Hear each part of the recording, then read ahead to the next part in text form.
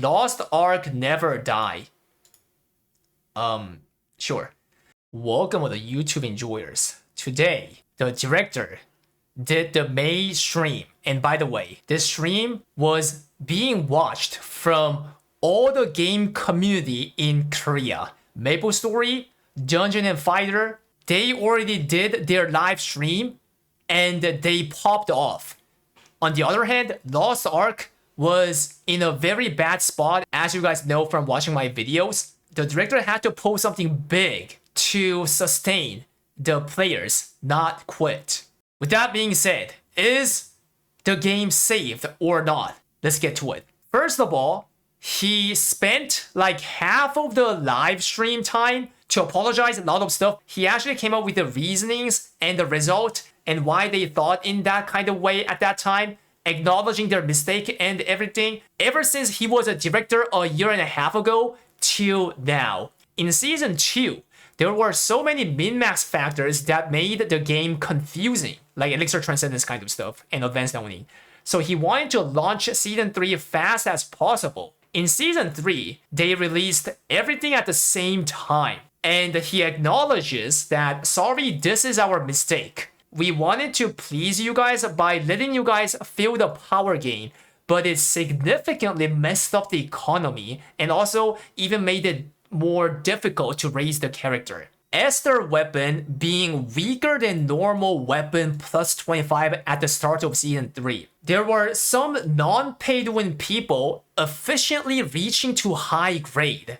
And Smilegate didn't want that to happen because they wanted to keep the reputation of the actual swipers. So what they did is something bad. They forced the whales to swipe if they want their weapon to be stronger than plus 25. So the whales at the start of Season 3, they had to pay a lot of money for no reason all of a sudden, which made them really mad. He reacted to that saying, "I'm very sorry for scamming you guys. It is our true mistake. We will give you 20 character-bound sidereal energy and plus some, title for people who reach the max level of the Esther weapon." That's what he said. People were quitting on early Season 3 because 1640 was hard to reach. True. And plus, you had to do Elixir and Transcendence as well. To alleviate that, they released Road to Hyper Awakening, the 1640 to 1660 super juice, right? But then the problem is this produced so many 1640 plus rat accounts. And what happened in Korea because of that? OPA service, the one-to-one bus service, has been prevalent massively, resulting into huge gold inflation. As one of the solutions, he tried to decrease the relic engraving book by releasing Gold Frog. But in Korea, there's basically a different culture that you guys don't understand. People think their in-game stuff as an actual IRL currency, like asset. Because in Korea, one-to-one RMT is so prevalent. Anything that they have on their character that is tradable, they can change it to immediate money. And also, the game being too much hard pay to win for a lot of KMMO ever since 20 years ago, also set Koreans' mentality to think that their character and everything is an actual asset. So they got mad because they bought them when it was really expensive before the Gold Frog. So the director said, "Sorry, we should have adjusted even earlier so that you guys get less tilted. It is my mistake. We will regularly try to do Gold Frog kind of stuff if the price range is higher than we think. So it's not gonna happen frequently, but regularly," is what he said. Now the actual stuff. New gem system.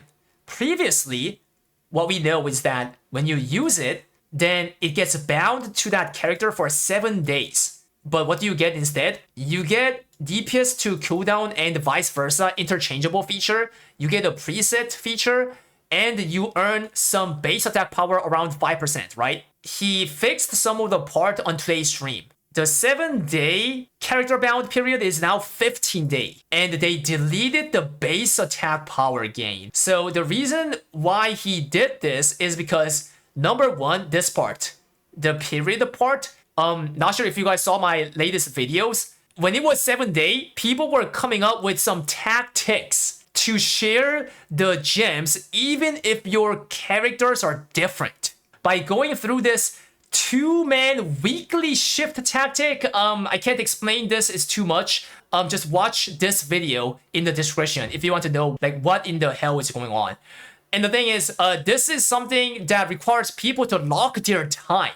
Very, very unflexible. But there were people willing to do this because by doing this, they can cheap out one set of entire gems. That's a lot of gold they can save, right? And the director sighed like, I saw this kind of weird tactic. I don't want you guys to do those kind of stuff and stress yourself. So we are gonna increase the period from 7 days to 15 days so that you can't do that at all. And the reasoning why they deleted the base attack power is because of the mono class roster.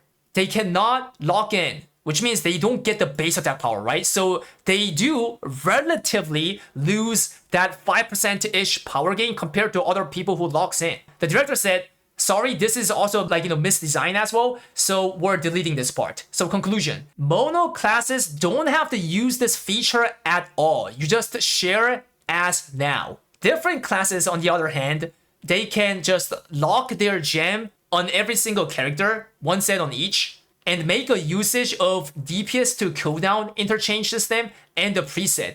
That's it.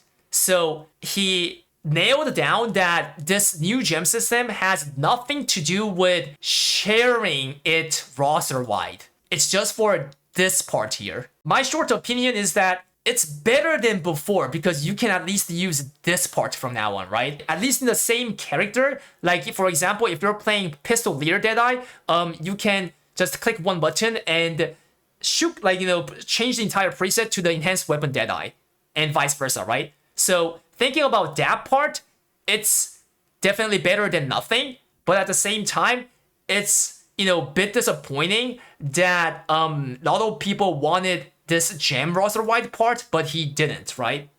Pretty much because of the gem price fall that, people might get tilted. He talked about the direction of the game. Number 1, and the contents will be lighter, softer, and comfy, enjoyable than now after Kazeros. When we beat Kazeros, then that's 50% of Season 3, he said. The rest of the 50% of Season 3 is gonna be adventure. It will become lighter, softer, and comfy is what's going on. Number 2, they will alleviate the cost to raise the characters as much as possible, even if it reduces their profit. But if they keep their promise, then this is a huge W, okay? 3, they will provide you a lot of casual and horizontal fun-focused contents. Not something sweaty like all these vertical like raid. Literally fun-focused content. Casual. Okay, good. Number 4, they will make the farming and looting more fun and stabilize the economy at the same time, okay?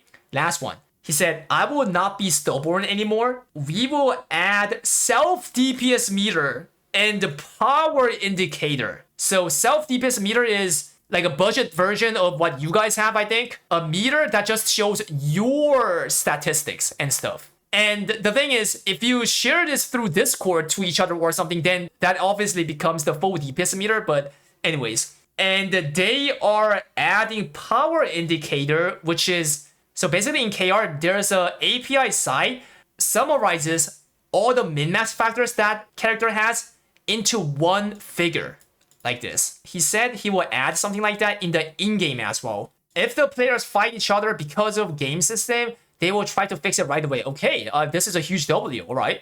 Now, he talked about the Chinese stream parts as well. The skin dictionary part will come to KR, but not with the ranking system. You know that in CN, the global director said the more skins that you have, then the higher your rank will be, something like that, right? That system is not gonna come to KR. Number 2, Una task changing to weekly from daily is gonna come as same to Korea. That's good. The Paradise, which is the ARPG looking thing you saw, right, will not be same as China when it comes to KR. For detail, he will reveal it on Loa On or after. Number 4, Korea will also add some contents that use existing assets, something like extreme mode or like non-normalized hell. I think in China, they called it as a catastrophe, right? All right, number 5. More balance patch is gonna come soon.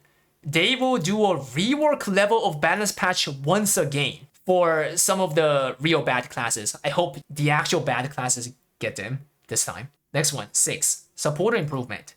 Investing on skill level after 10 will actually do something, alright? They will increase the mana as well, and the rework on enlightenment stuff. So this is like, you have to buy the ancient accessory, guys, before it becomes more expensive. Number 7, Kazeros' true appearance. Today on the stream, he revealed the actual true appearance of Kazeros. I'm gonna give you 3 seconds of not getting spoiled. 3, 2, 1. This is Kazeros. The one that you saw, that purple big giant, is just the presence of his body rebuilding and crashing according to the lore. This is how he actually looked like in that giant form, I guess. Lastly, the patches that's gonna happen tomorrow in KR in 12 hours. Number 1. They're gonna remove a lot of mechs in the normal mode from Echidna to Act 3. Plus, they are adding the Resurrection, one for each player. Resurrection part is both for normal and hard. 2. 1600 to 1620 getting nerfed as similar to 1580 to 1600 area. They're gonna double the success rate for honing, reduce a lot of amount of mats. Okay, poggers, finally, bro. Last one, number 3. Tripod is getting deleted soon. Until then, from tomorrow, we can pay only 1 silver for each of the level 5 tripod on any skill. Okay, nice. Anyways, that's it for the summary. Hope you guys liked the video. If I give my opinion, I'm not sure if it was like, pog crazy or something like that, but at least it's not bad, right?